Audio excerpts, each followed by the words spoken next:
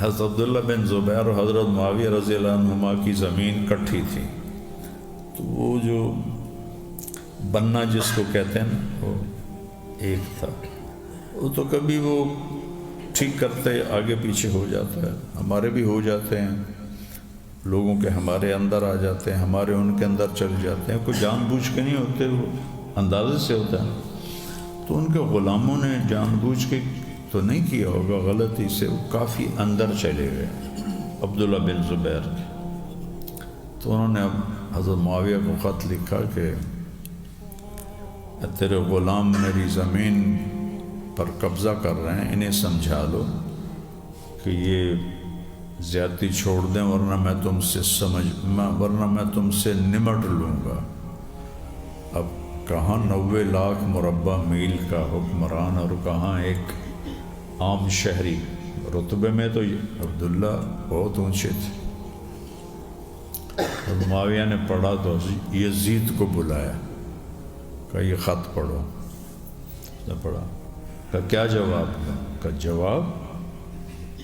جواب نہ دو، ایک فوجی دستہ بھیجو جو اسے زنجیروں میں باندھ کے لائے اور آپ کے سامنے پٹخ دے، اسے پتہ چلے کہ امیر المومنین سے بات کیسے ہوتی ہے۔ یعنی ٹھیک، میرے پاس اس سے اچھا جواب ہے۔ تو اب لکھنا تھا من عبداللہ امیر المومنین معاویہ ابن ابی سفیان، انہوں نے لکھا الی عبداللہ ابن الزبیر، نہیں، الی ابن حواری الرسول۔ بہت حلیم ہستی تھے حضرت معاویہ رضی اللہ عنہ، بہت حلم تھا۔